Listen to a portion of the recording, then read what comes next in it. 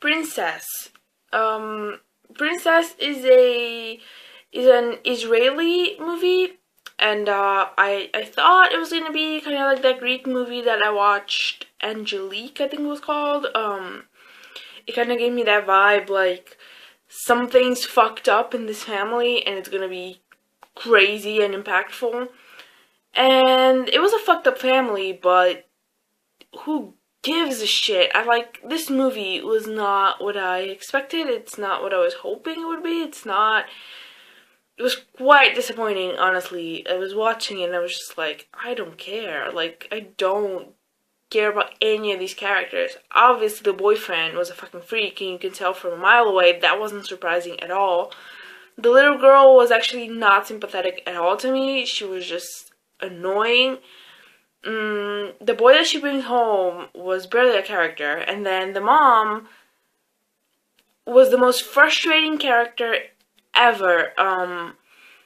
She decided to get mad about like the most random things, and it's like, get your priorities in check, lady. Clearly work was first, boyfriend second, daughter third, and it was just bizarre. She would let her daughter do whatever, but then she'd get mad about the most random things, like clean your room. Like, lady, your daughter hasn't been going to school in forever, and you know that, and you let her stay home, and you let her do whatever, and then you get mad about the most random things. And then, you know, she was kind of like, we're cool, we're BFFs until you spend time with my man, and then it's like, I'm gonna yell at you for nothing.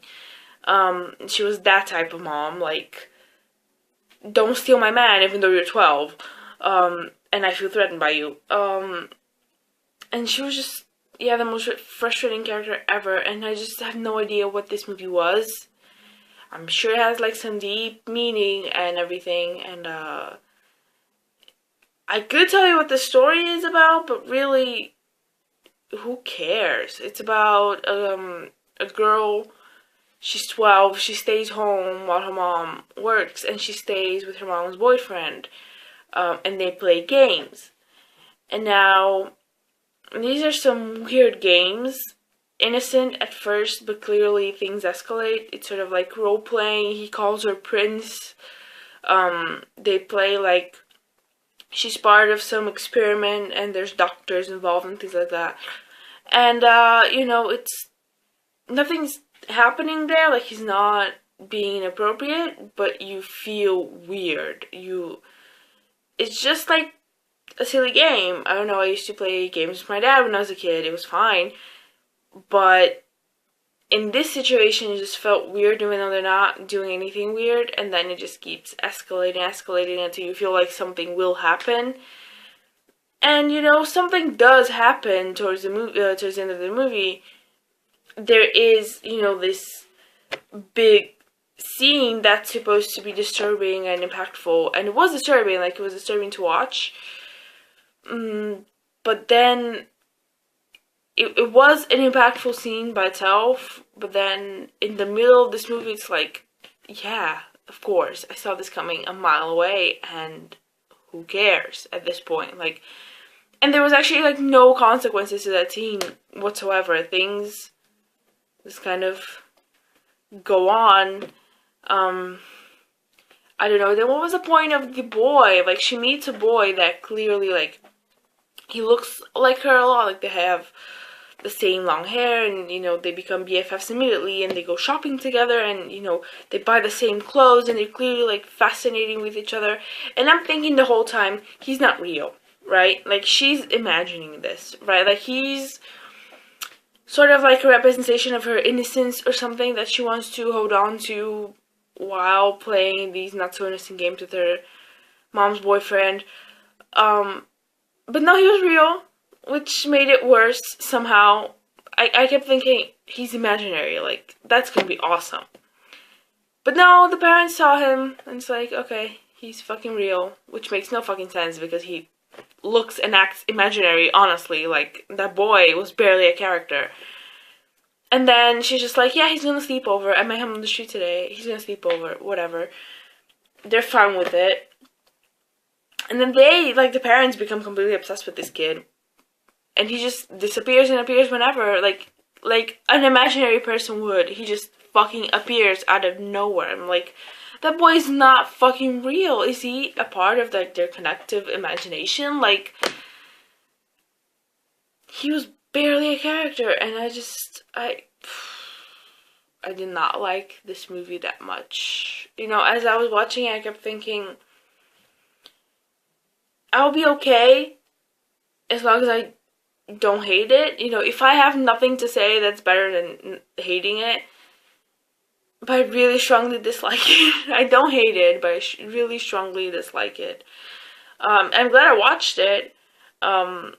I don't even know what made me watch it. I think it was the fact that it reminded me of that movie, Angelique. I think it was Angelique. Fuck me, I cannot remember. Angeline? That's the one. That movie was so good, and it reminded me of that. Like, it had that vibe. Like, something here is clearly wrong, and it's gonna build up to something. And it did. Like, I have to give it credit. Like, there was that suspense and that tension the whole time. Like, it made you feel uncomfortable to watch everyone. But right off the bat, it started off being weird. So it's not like it built up from nothing. It built up from, okay, this family's clearly fucked up. Like, the first 2 minutes, like, okay, this family is weird.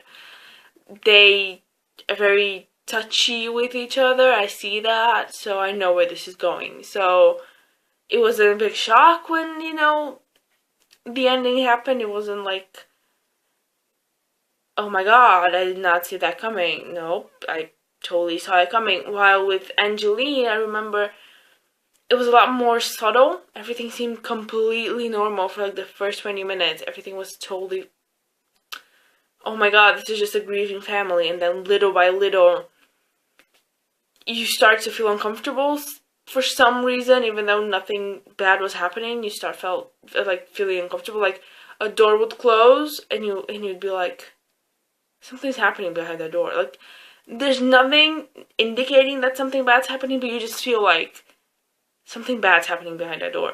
And with Angeline, it just kept, like, layers were being revealed of fucked upness in this family. And here it was just kind of like, it started off here and then just kind of cruised along, and then it kind of built, and then something happened, but then just kind of like, okay, like, I saw that coming and nothing really changed. So, yeah, it wasn't what I expected. It's not like a terrible movie or anything. Maybe I just had my expectations completely wrong, and that's fine, that happens, but, it was quite disappointing. I was expecting something a bit more. I was expecting something that would stick with me, and like, I barely remember this movie now. Like, I guess I just wanted another Angeline, but that movie was so amazing that it's kind of hard to live up to that, I think. So just watch Angeline instead. Just do that.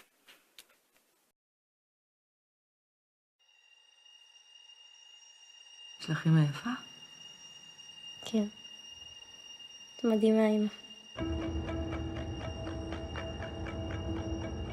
מה עובר אלייך? הכל טוב. איך אתה מרגיש נסיך? איך בבית? שלום.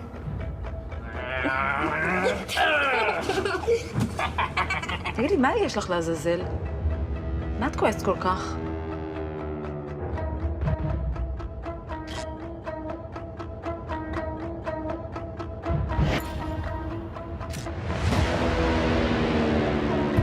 יש לך שפתיים של תינוק. נסיך.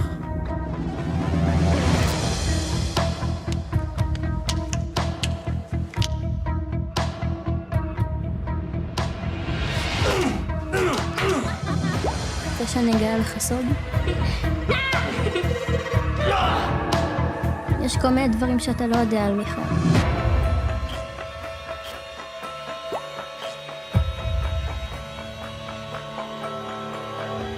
חופן לגמרי.